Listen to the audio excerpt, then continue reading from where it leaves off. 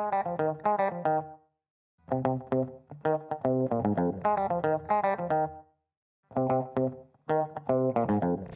everyone, my name's Tim, and this is...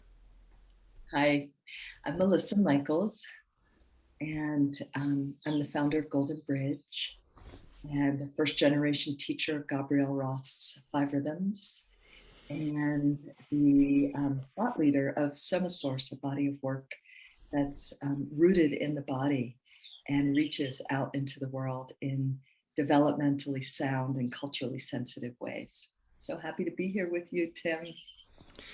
And this is, I think, the third or the fourth ICMTA kind of podcast chat.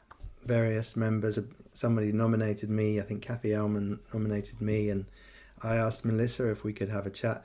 We were both involved in the most recent teachers gathering, as many people will know, and there were questions I was left with about Melissa's work, the history, the future, and I thought it would make a nice conversation. So that's why we're here.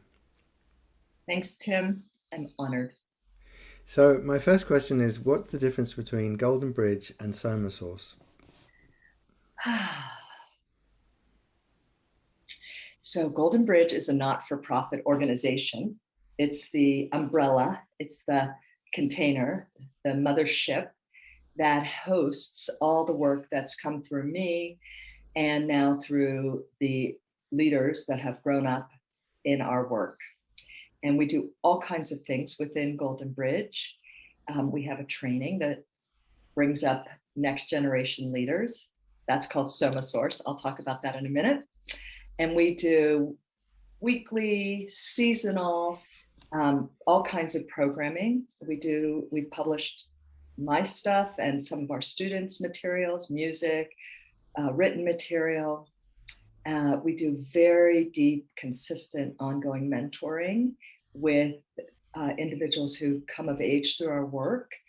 And we have a big summer institute that started many, many years ago with our youth camps. And I really developed this work by teaching in spaces where people were going through major life transitions, be it birth, adolescence, and eventually working in a number of other life passages, including life crises. I found myself being called into working with communities who'd experienced a natural disaster, or there'd been a sudden significant death, or there were rituals that wanted to be made to mark the seasons, of course, but more subtle, nuanced life passages.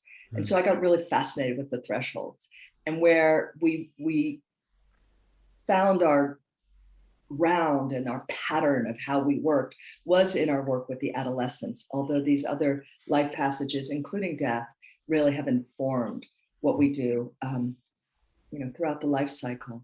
Mm-hmm. And then because of the nature of who we met, where I was invited to teach, who sent their young people to us, we all of a sudden found ourselves in a really deep, complex, cross-cultural dynamic on the dance floors. And we were called and required to wake up about how to work together across race, class, gender, culture, ability, and we're in that learning with all of humanity at this point. But we've been at it for a while and in the crosshairs of the complexity of that, and we've made a lot of mistakes, and we've discovered really how to build those bridges. And like any name, we name our child, and then the child has to wake up into themselves.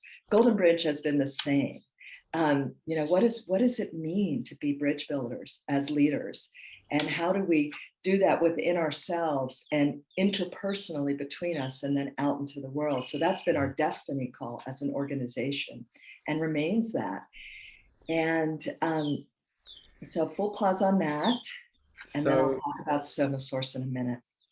okay. Well, I'm curious about these communities where you found yourself, and I imagine there's some stories about the beginning and the route that you took. So obviously you can't cover everything, but tell us a bit more about the history, and I'm curious about those communities that you found yourself called into, and just one or two examples maybe. Yeah. Well, it's come a variety of different ways. When I was 21 years old, I say I was airlifted by fate to South India. I just finished my undergraduate studies in architecture, actually, and I had come to this realization that the body is the metaphor of sacred space. Ultimately, it was a place I needed to inhabit, but that I could study the body as a way of understanding how to create environments for people to come inside and learn, heal, connect. And I went to India to do this architecture work and found out that it was absurd for me as this young white girl to be designing spaces for people I knew nothing about. And in fact, I'd had a less my education wasn't as strong as the young Indian women who were my age, who I was in the architecture studio with. And that in and of itself was a revelation. So I stepped out of the studio and went to work in the villages and found myself really in love with the children. And of course, not speaking Tamil. And and I had to use my body. And I write about this in my book, so it's not a new story to many people, but it was a seminal moment. I was 21 years old in that soul birthing time, and I had to find ways to connect.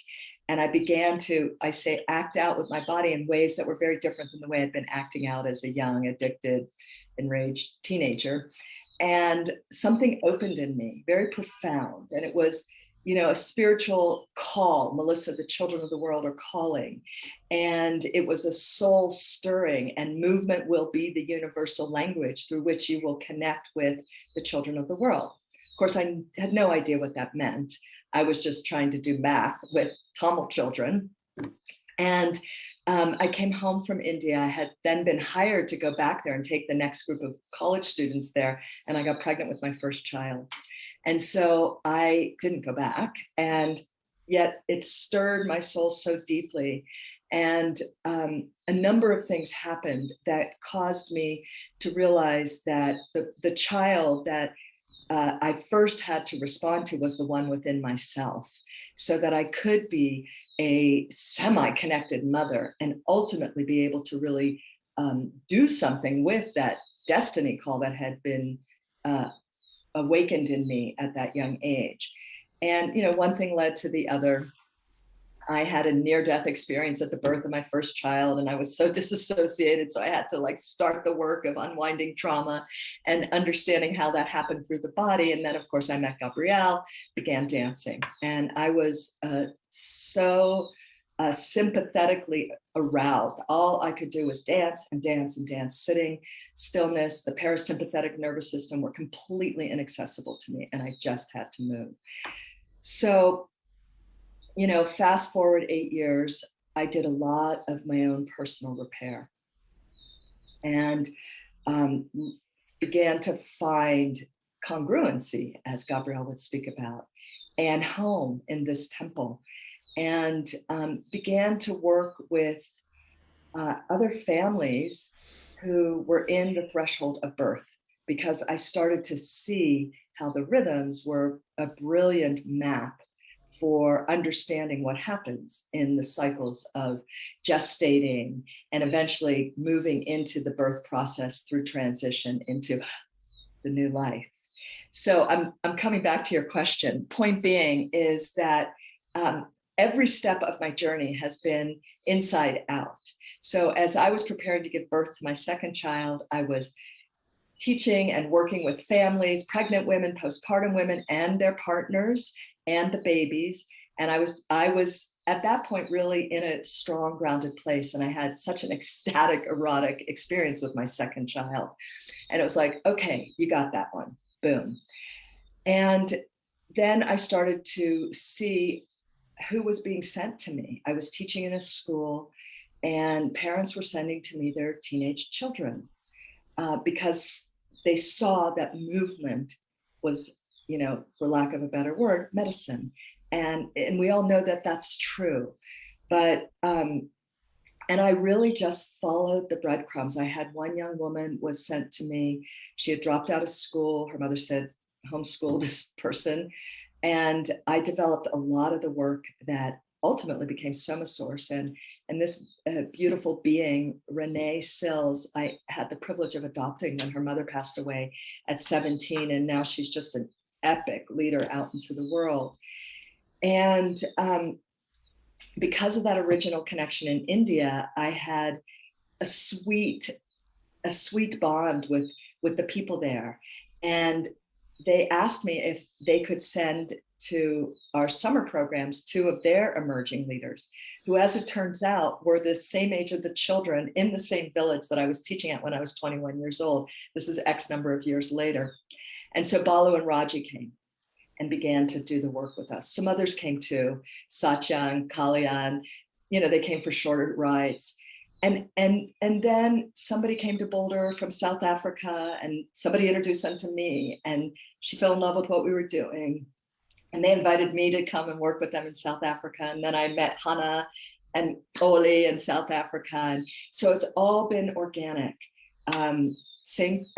Every single place, it's been that way. And because our work has been oriented towards young people and rites of passage, I've had the opportunity to build relationships with some of the real elders in the field of rites of passage who've been creating community-centered opportunities for their own young people, in particular from BIPOC communities, to come of age in a good way.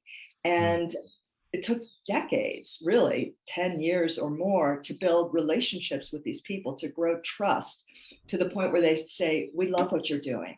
At first, everything was questioned, everything. What does the body have to do with it? You go into nature, it's the body. What's the difference? For one, young people really need only culturally sensitive rites of passage. You're doing something that's cross-cultural. How's that relevant? And I just had to sit in my seat and say, actually, I think we're doing something that's very relevant, and risk having their young people come and be with us. And also really build relationships with the olders and the elders in these communities, which is a lot of work, so that when the young people would go back, there was a true tracking. And in the cases when there wasn't, it didn't always go so well. It really required the ongoing mentoring, both from our center of Golden Bridge through me and then the team that I was slowly building, and from the elders and olders in these wider circles. So I don't know if that answers your question. Yeah. And this is so Disney, but I'm going to do it. I had my first ecstatic experience as a child, and maybe the only one I remember, when I was taken to Disney World and we went into Small World. And I had something happened in me, and maybe it happens to everybody in there, but it was so significant.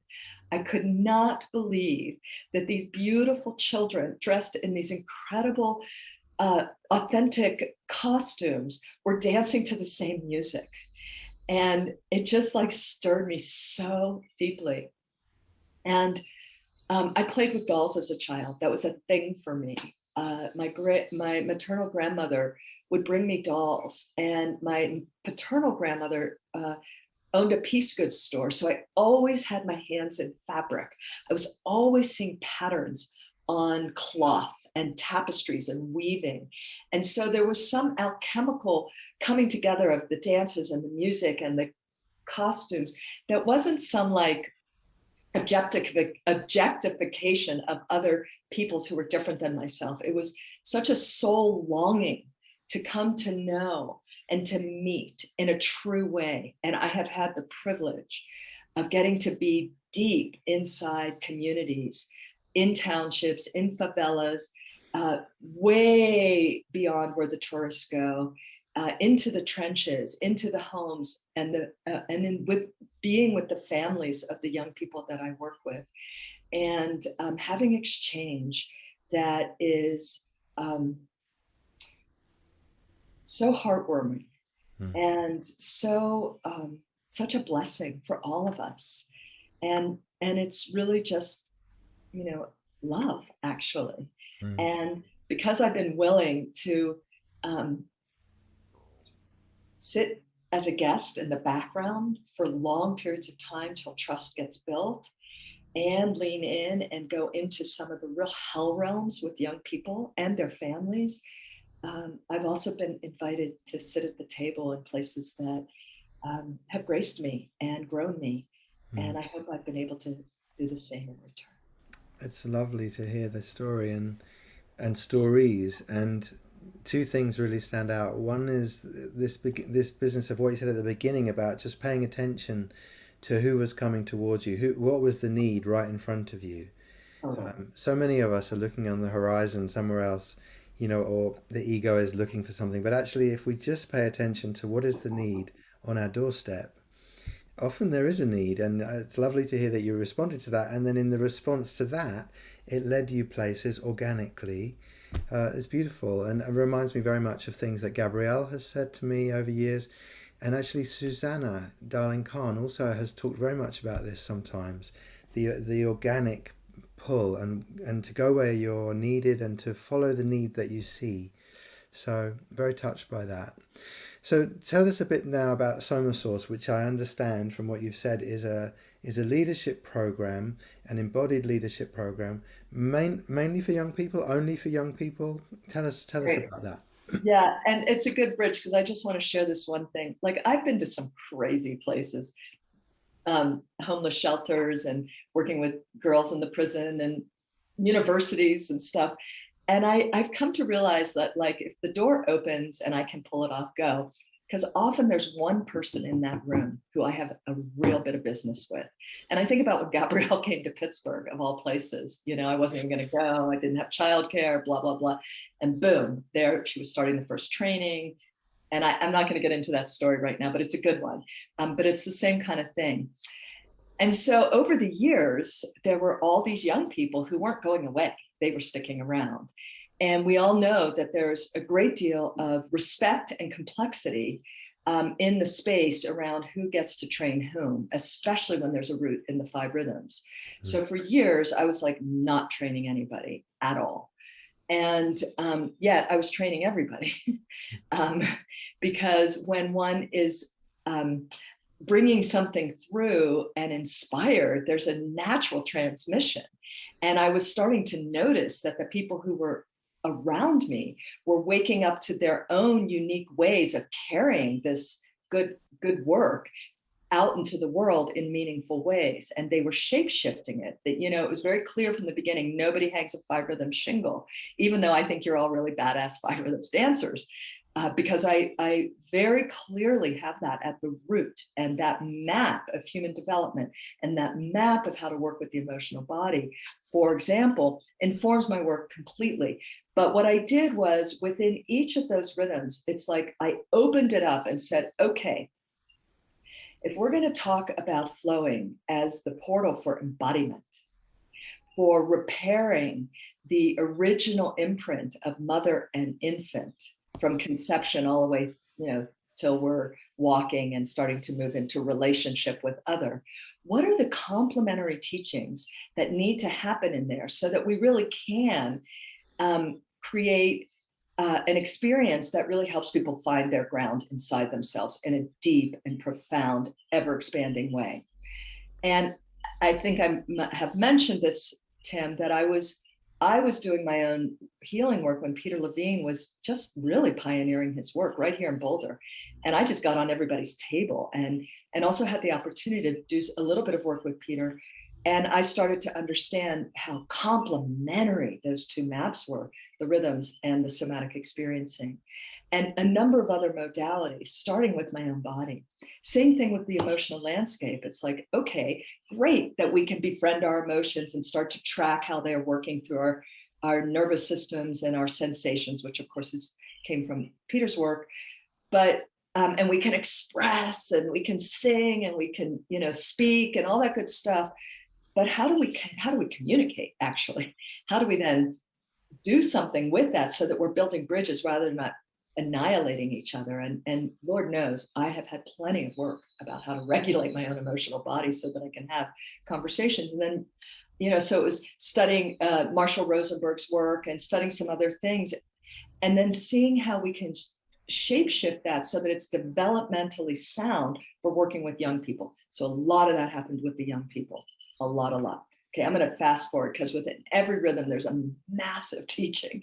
And of course, the place for me, not of course, but for me, the most exciting place ultimately is in that adolescent chaos place. And there's so much curriculum that we developed. And I went and did a doctoral study and contexted this in youth development and in rites of passage cross-culturally, and really brought the dance and the body into the zeitgeist around rites of passage.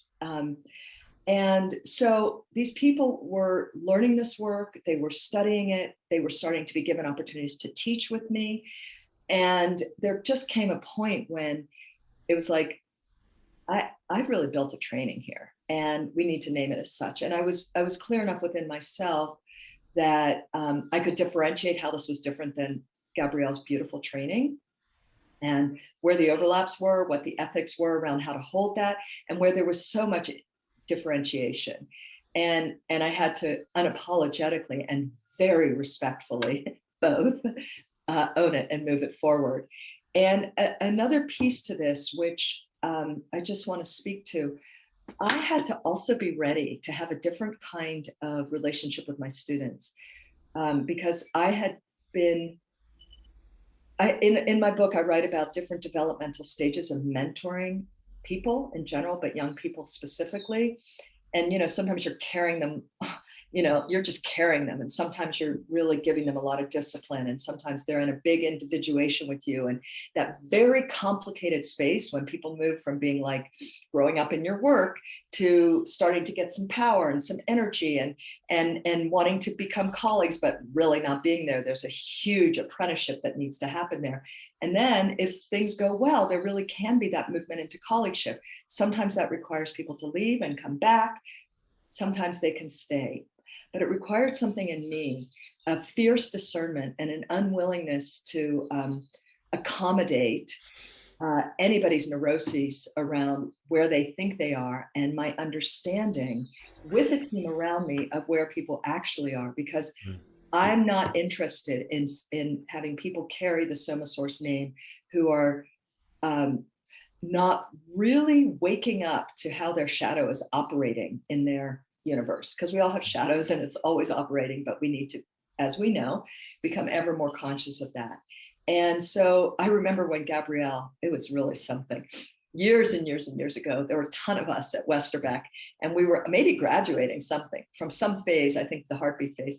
And she gave us all these little rattles, and she was like, and they were beautiful little rattles. I still have mine. She was like, that's about as much power as you all have. And I was like, what are you talking about? And you know what? She was right. She was totally right. It was like, you have this much power, dudes. So carry on. You're great. Keep moving and humble yourself. And so to be able to sit in my seat around that and also keep humbling myself, because this is obviously a growing path at all times, just was a big part of me being able to train people. So the SomaSource path has emerged organically. It has a lot of formality to it now.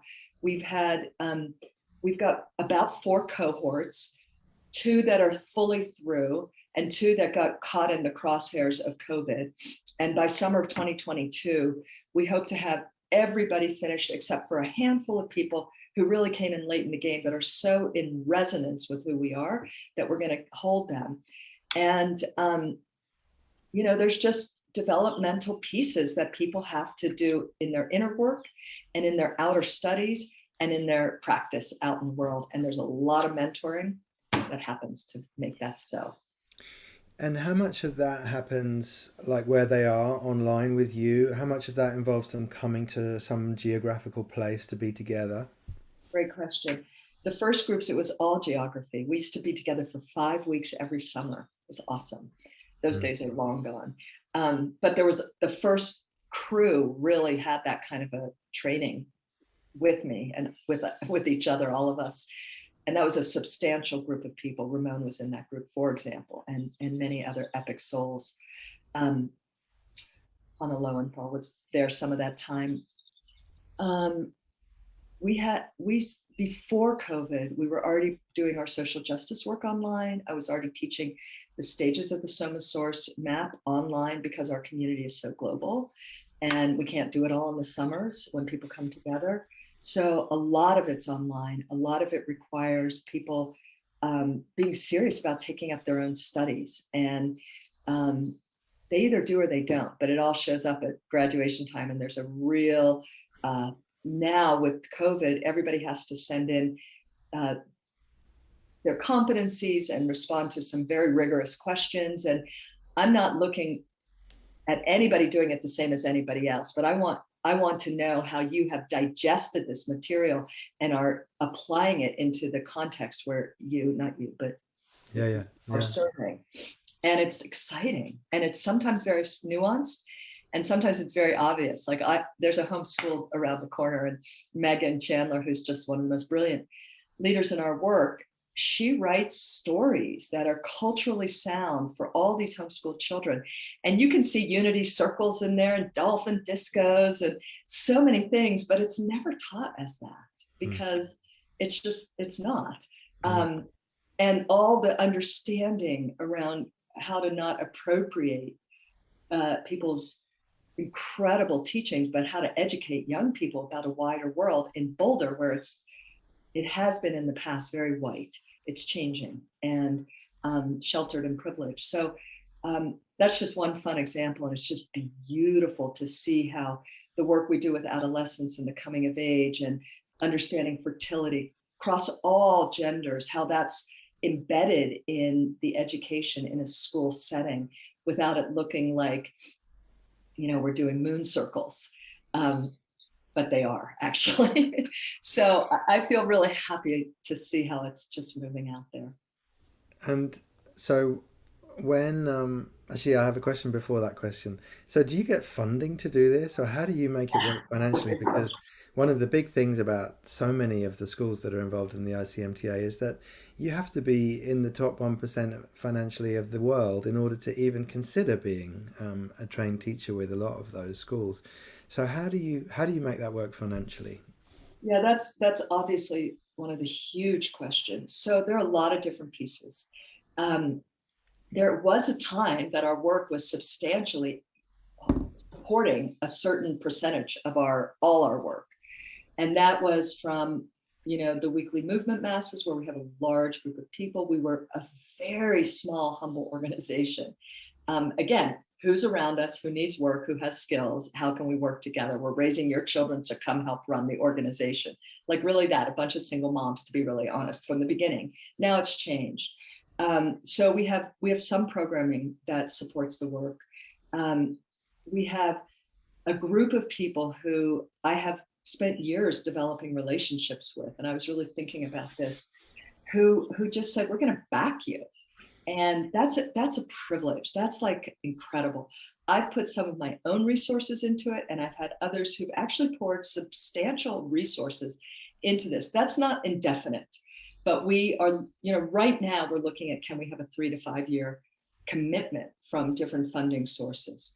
When I did my doctoral work, I was a fellow in the School for Social Innovation, and I learned a lot about how to do fundraising, and we've done some fundraising events that have been really successful.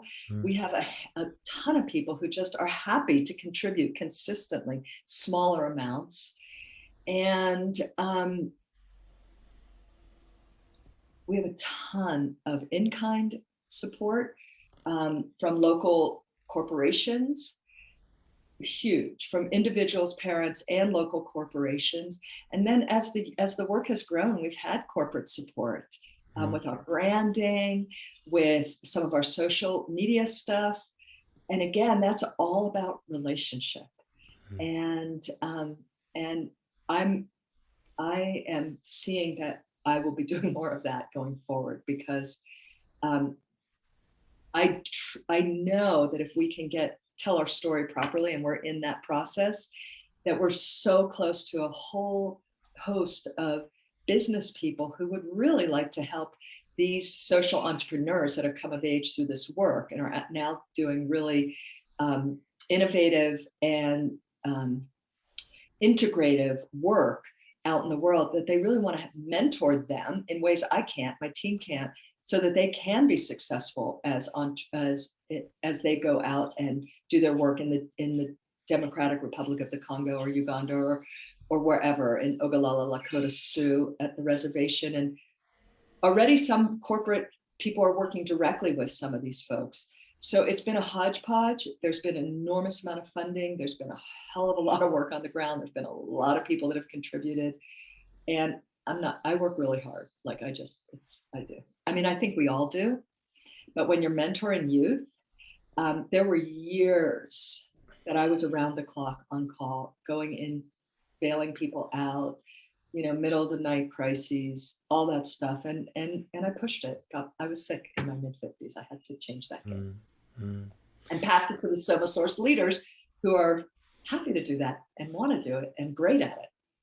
I mean, I know that a lot of people at the gathering were really moved by the extent of the work that you've been doing and the communities and people that you've touched and been with and who have then come in and informed your work. If people had money, or if they knew of funding streams that they would love to connect, what do? They just email you, or is there a place where they can donate on your website? Thank you, Tim. There are a variety of ways. Definitely people can email me. And on the website, on both Golden Girls Global, which is this gorgeous initiative that's really focused on girls, those who are questioning, those who are sometimes girls, and those who are just fully identified as girls around the world. And it's a strong, strong cohort. One of the collective initiatives that's birthed through Golden Bridge and me. There's a way to fund right on that website, and there's a way to fund on the Golden Bridge website, and there's a way to be specific. Hey, I want to support this kind of work or that kind of work. Oh, wow. I'm also just happy to talk with people directly. Yeah. And if people, we're in this, like I said to you earlier, we're in a deconstruction, reconstruction at this moment within Golden Bridge, and so that we can get our funding even stronger. One of the hopes. One of the intentions. And there'll be a way for people with skills to be able to hopefully, and this part is the hopeful, really build relationships directly with people. And the reason I say hopeful there is it takes some real discerning how to support people to come into working with people in more marginalized communities and not perpetuate the problems and not violate the hard work we've done to build right relationship. And I've seen that stuff go awry. And so pouring money into communities indiscriminately is not what we're about at all. We're very mindful about how we do that and how we support resources coming from all directions, and those who are receiving them being really well supported so they can be accountable with what happens with those resources. That sounds great. And if people know young people or come across young people that they think would be just perfect for your program, presuming COVID passes and there's space to dream of new things, what do you have criteria? Do you have a way of thinking about who you're looking to work with in the SomaSource program? Well, we have a couple entry points, and Surfing the Creative, which is our summer youth camp, summer in the Northern Hemisphere, winter in the Southern, usually in July, is a really good entry point. Nobody even gets considered really for SomaSource. And at this point, we don't have the next cohort. We're not even trying to make that happen. It will happen when the right energies, within me and within we is here. But Surfing the Creative is a great place for people to come in and just partake and learn and be in the community and go through their own rite of passage. And we do it for youth and adults, not just youth. For years, it was just youth. And then so many adults said, wait, what about us? And so we have sometimes youth and adults together and sometimes separate. The other thing is, before COVID and before I went through cancer, we were scheduled to do Surfing the Creatives in England. Actually, I was so excited to do it there and enact it fully in different parts of the world. We've done many programs in different parts of the world. So that's something that we have the team to do. And that could be very much a part of the future. And those are wonderful entry points. And then there's just,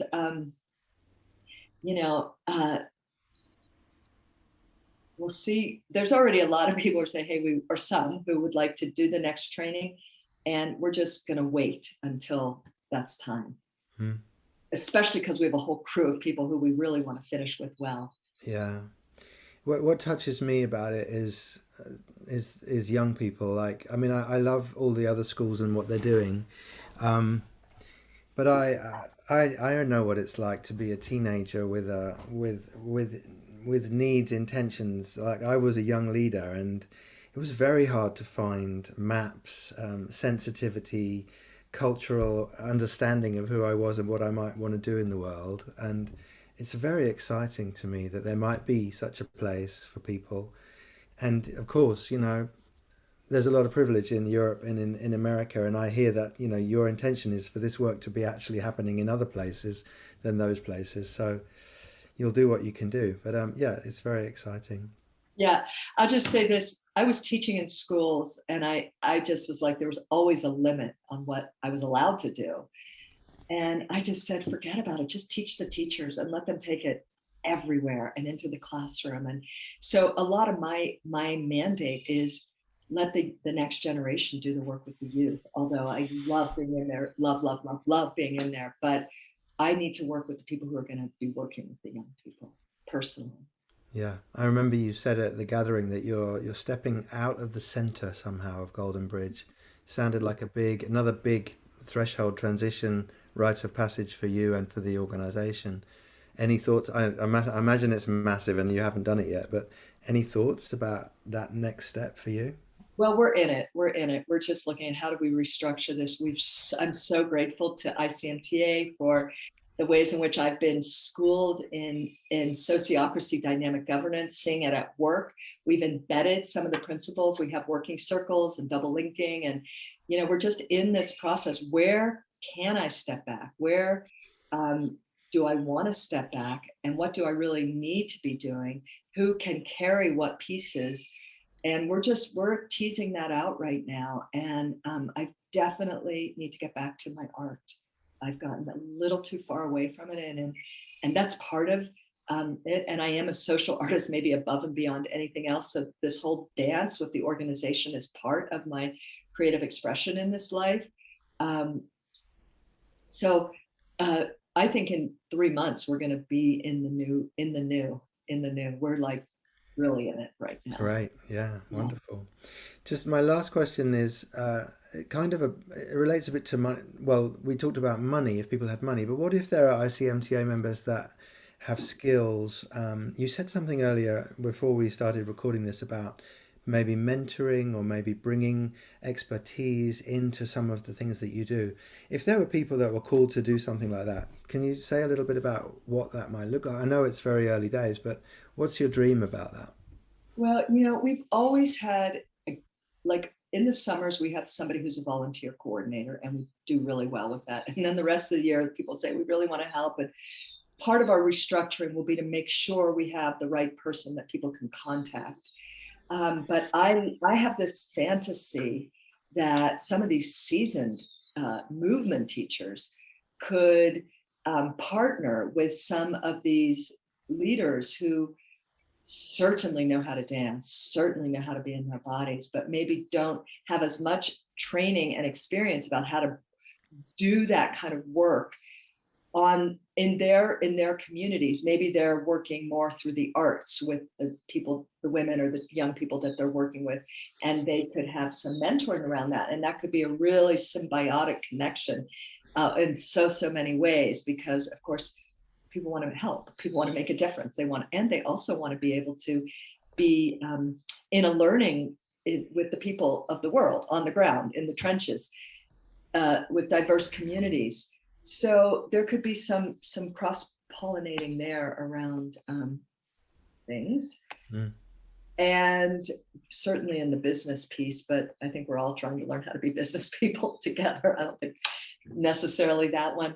And above all, there's an openness to hear from you all and live into this. I feel the teachers gathering was seminal in a certain way. Certainly we got to meet each other in a very intimate way. And our leaders were like, oh, this is beautiful. Who are these people? What's happening in here? And I think that in the same way, some of the members of ICMTA had a certain like, whoa, we had no idea. And so really strong seeds have been planted. There's a lot of good energy to keep tending that. And I think it's still to be revealed, Tim, to be really honest. Absolutely. And I know that you're in a conversation with Andrew Holmes and other people about this, and even as it evolves, we've got the newsletter, so you'll let us know, yeah, if there are crystallized ideas that you want some help with, or you want to see if other people are energy for. I just know, talking to so many people in the gathering and around it, people were excited by what you're doing in a way that is unusual. So I really hope that that isn't just a one-off. I really hope some of these seeds grow. I think they will, and I want to be part of that too. So yeah. Well, Tim, one thing that's clear to me is I want to do an in-person big cross-school gathering here in Boulder at the Avalon Ballroom. And I even reserved a bunch of dates for spring Northern Hemisphere 2022, which may be too soon. But I have even a name for it, but I don't want to go that far. You do have a name. I do. What's your name? Passing the torch. Wow, passing the torch. Yeah. So anyway, I just feel there's this intergenerational, cross-cultural, cross-school thing that could happen in the body. And I don't want to be pretentious in any way. But I do think Boulder being where it is in the middle of this country, and because of who our community is, and I'm not attached to that name. I just see that there's some waking up for our generation, my generation. I'm first generation teacher of the 5 rhythms, around how do we step into, and I know that others of my peers are doing this, I know that, into really sitting in our next seat, which is not about disappearing, actually. It's about sitting in our next seat and truly amplifying the next generation work that is different than ours and critical for these times. And how do we sort of respectfully do what traditional cultures know how to do really well? We don't in the Western world. We toss out the gray-haired peeps. And I've been through my ego death around all of that. And I understand about lifting up and standing behind, and I'm not done by any means. And so there's something about those conversations that I think could be really rich. And I'm definitely talking with all kinds of people around that. But also I think being in the room together and moving our bodies and smelling each other and listening to different ways of teaching, not just the dance, but some of this other stuff, would be a very helpful step in figuring out who we all are to each other. Yeah. And one of the things I hear in there is not just that it's an ICMTA event, but it's ICMTA plus a whole number of other organizations, the schools themselves perhaps. I like that. Like, we've normally just done an ICMTA thing, and actually maybe this collaborative thing would be, and passing the torch, passing the baton is a lovely phrase for me. My father used it when he was dying. He said, actually not to me, but to his grandchildren, who are the generation next. He had a little chat with all of them, but in the last week or two, and he said he was passing the baton, and it's such a sweet idea that, of course, you get to hold it for so long, and then you get to pass it on to somebody. So let's pass it around. And passing the baton, it's sort of one or both, either one, Yeah, but the metaphor can be called something else altogether, but that metaphor. And I think that's also, I have it. I have one here. okay. After he died, my dad's oldest friend gave me this, and it's a homemade baton, but it's very beautiful, and it lives in this room. So beautiful. I'm so glad you got it. Good. Well, let's hold it together. Yeah. And as we bring this to close, I can't put it through the camera. We're here. Yeah, my deepest prayer actually is that we all take really good care of ourselves, so that we can continue to have these conversations for a long time to come. And this work can really cook us. And we've all, been work to work, and that we can keep really trusting right timing and deepen in these right relationships and keep our dates with destiny,